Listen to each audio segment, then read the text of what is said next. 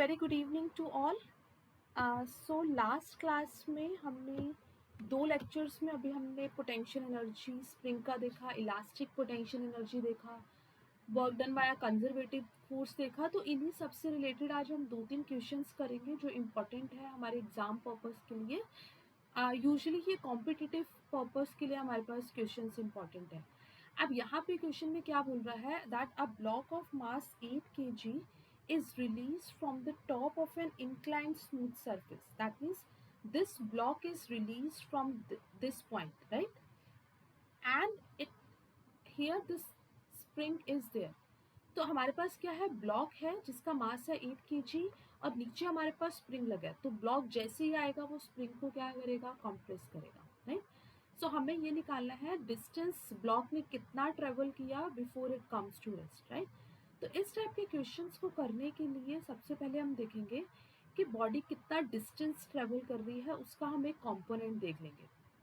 जैसे अगर मैं बात करूं इस टाइम पे ब्लॉक है, लेट्स सपोज ये हाइट मेरे पास है h, तो ब्लॉक जिसका मास 8 kg है उस टाइम पे कौन सी एनर्जी है उसके पास, पोटेंशियल एनर्जी, राइट? अब ये पोटेंशियल एनर्जी इस स्प्रिंग को कंप्रेस कर रही है। दैट मीन्स मैं ये बोल सकती हूँ, अगर मैं अपना वर्क एनर्जी थ्योरम लगाऊं तो मैं ये बोल सकती हूँ कि ये mgh मेरे पास किसके इक्वल है, हाफ के एक्स स्क्वायर के। दैट ये एनर्जी इसके इक्वल है, मतलब ये एनर्जी सिंपली इसमें कन्वर्ट हो रही है। तो सबसे पहले मैं ये बोलूँगी कि ये mgh किसके इक्वल है, हाफ के एक्स स्क्वायर, राइट? अब ये h की वैल्यू देख लेते हैं। देखो ये मेरे पास 30 है, तो ब्लॉक बेसिकली ये डिस्टेंस कवर कर रही है, राइट? और ये अगर मान लो डिस्टेंस d है तो ये वाला कंपोनेंट d का क्या हो जाएगा, d cos 30, और ये वाला कंपोनेंट क्या हो जाएगा, d sin 30, राइट? तो इसका मतलब ये हो गया कि अब जो ये ब्लॉक है उसने इतना डिस्टेंस कवर किया। हाइट मतलब किसके इक्वल होगी, d sin 30। तो यहाँ पे मेरे पास क्या हो गया, mg d sin 30 is equals to half k x square. So here the mass is 8, g is 10, d sin 30 is 1 by 2, and half k is given in the question, that is your 200 Newton per minute, and it compressed the spring to a distance of 1 square, means x is 1 here. So solving this you will get so this is d is equals to, this will be cancelled, that is 20 by 8, it will be equals to 2.5. so this is your answer.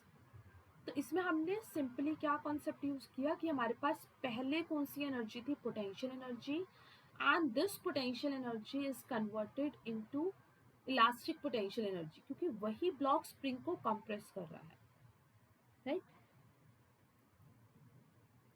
Next question is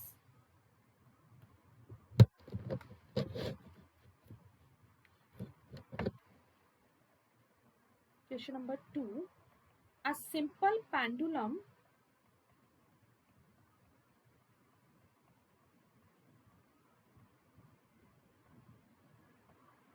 of mass m and length L is held in position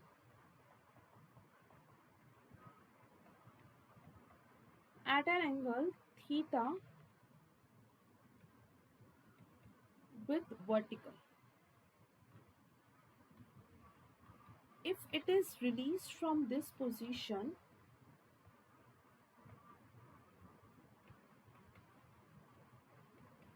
ये question बहुत important है। इससे related कुछ भी घुमा के कोई question आ जाता है। कभी कोई रॉड है उसको एल लेंथ से इंक्लाइंड कर देते हैं तो हमें वेलोसिटी निकालनी है, तो सब में कॉन्सेप्ट सेम लगेगा। तो ये हमारे पास एक क्वेश्चन के इंपॉर्टेंट टाइप है। If it is released from this position, find the speed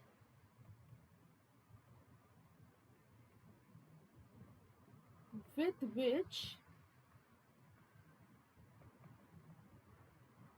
it will pass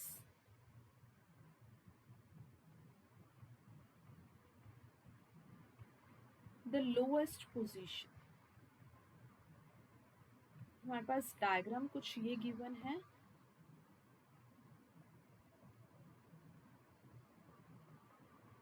ये हमारे पास स्प्रिंग है जिसकी हमारे पास लेंथ है L, ये हमारे पास एंगल है theta, this point is C S, this point is B, और ये हमारे पास कुछ वेलोसिटी है V. सो अब मुझे इस क्वेश्चन को सॉल्व करना है, मुझे ये बताना है find the speed with which it will pass the lowest position. That means ये मास है m. अब ये जो बॉब है जब ये लोएस्ट पोजीशन पे आ जाएगा उस टाइम पे उसकी कितनी स्पीड है v, वो मुझे कैलकुलेट करनी है. ठीक. सो इसका मतलब देखो कि ये जो बॉब यहाँ था, यहाँ से जब यहाँ पे आया तो उसने ये हाइट कवर करी, राइट. सो अब अगर मुझे ये हाइट निकालनी है, ये कंप्लीट लेंथ देखो मेरे पास क्या है L, राइट. मतलब ये जो लेंथ है ये पूरी लेंथ मेरे पास कितनी है L. सिंपल है ना. पहले बॉब बच्चे यहाँ था, यहाँ से यहाँ आ गया तो लेंथ तो हमारे पास उस वायर की थ्रेड की सेम ही रहेगी. सो ये लेंथ मेरे पास होगी L. अब ये एंगल अगर बना रहा है थीटा, इसका मतलब जो लेंथ का ये कंपोनेंट होगा वो हमारे पास क्या होगा L cos थीटा. अब मेरे को हाइट निकालनी है तो हाइट किसके इक्वल होगी, अगर मैं पूरी L में से L cos थीटा माइनस कर दूं तो मेरे पास ये हाइट आ जाएगी. So that means this height will be equals to L minus L cos theta. Here height will be equals to L common ले लिया, 1 minus cos theta. So this is the height. अब हमारे पास क्या हुआ, again हमने law of conservation of mechanical energy लगाएंगे कि हमारे पास पहले कौन सी एनर्जी है, हमारे पास एक बॉब है जो कुछ हाइट पे है. That means law of conservation of mechanical energy लगाएंगे तो पहले इसका मास m है, h हाइट पे है, इसका मतलब उसके पास पोटेंशियल एनर्जी है. और वो पोटेंशियल एनर्जी हमारे पास किस में कन्वर्ट हो रही है, काइनेटिक एनर्जी में. क्यों, क्योंकि जब बॉडी यहाँ पे आई तो हमारे पास वेलोसिटी है, तो यानी कि ये पोटेंशियल एनर्जी किस में कन्वर्ट हो रही है, kinetic energy. So by using law of conservation of mechanical energy,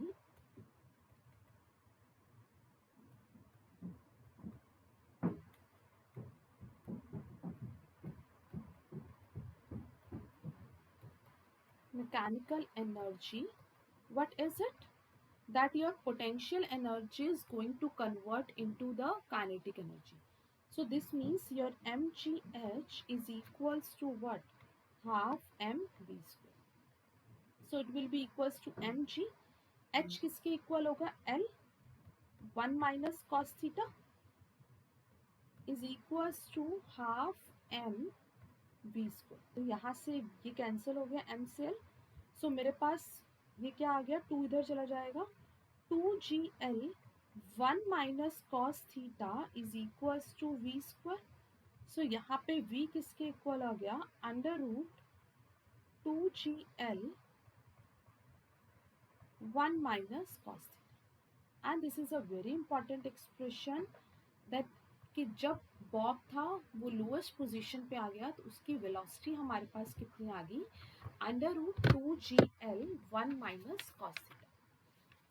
इससे रिलेटेड कुछ और क्वेश्चंस करते हैं.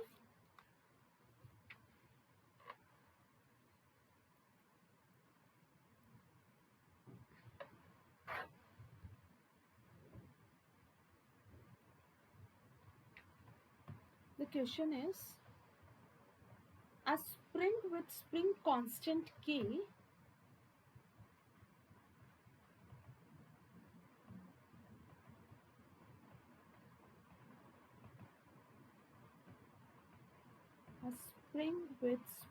constant K when compressed by 1 centimeter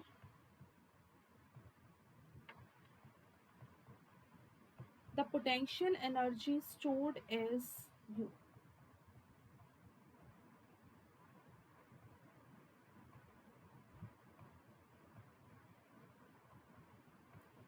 it is further compressed by 3 centimeter,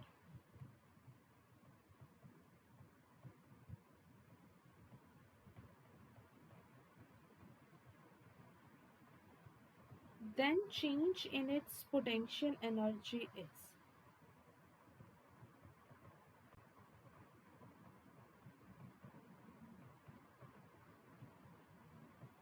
So you have to find the change in potential energy. So how you will solve the problem? See here. Very first option is 3u, second option is 9u, third option is 8u and fourth option is 15. तो यहाँ पे मेरे पास जो spring है उसका spring constant k है. First it is compressed by 1 centimetre. तो उस टाइम पे जो एनर्जी है वो किसके इक्वल होगी? Half k x square, that is 1 square. This is u, right? And now it is further compressed by 3 centimetre. इस क्वेश्चन को ध्यान से समझो. पहले उसे हमने 1 सेंटीमीटर तक कंप्रेस कर दिया. अब 1 के बाद 3 सेंटीमीटर और कंप्रेस किया तो टोटल कंप्रेशन कितना हो गया? 4 centimetre. So this u2 is equals to half k 4 square, right? So it will be equals to like k by 2 here and it is equals to 16k by 2, right? So what you have to find? The change in potential energy. So it is equals to u2 minus u1. So u2 हमारे पास क्या है? 16k by 2. u1 क्या है? k by 2, right? So हमारे पास यहाँ से k by 2 common आ गया. यहाँ हो गया 16 minus 1, that is 15k by 2, right? और ये k by 2 की वैल्यू हमारे पास क्या है? u. सो हमारे पास आंसर कितना हो जाएगा? 50, राइट? अब इससे रिलेटेड कुछ इस टाइप से क्वेश्चन आ सकता है. इसको सब लोग होमवर्क में ट्राई करेंगे और मुझे इसका आंसर कमेंट्स में बताएंगे. लेट्स सपोज कि मेरे पास ये स्प्रिंग है जिसका स्प्रिंग कांस्टेंट है k और इसको यहाँ पे हमने कुछ मास हैंग किया है. So the question is initially mass m is held such that spring is in relaxed condition. If mass m is suddenly released, find the maximum elongation in spring.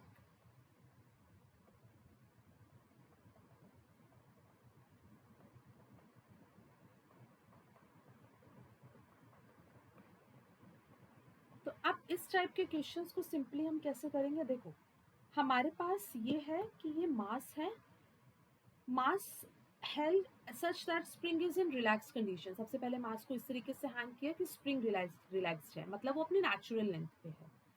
Now if it is suddenly released you have to find the maximum elongation. इसमें वही concept लगाओगे कि हमारे पास यहाँ पे के ऊपर है, वेट उसका क्या है? Downwards. This is kx. So mg is equals to kx, जैसे मैंने लास्ट लेक्चर में तुम्हें समझाया था. तो इसी टाइप से क्वेश्चंस करोगे इसको और इसका आंसर मुझे कमेंट्स में बताओ that which option is correct.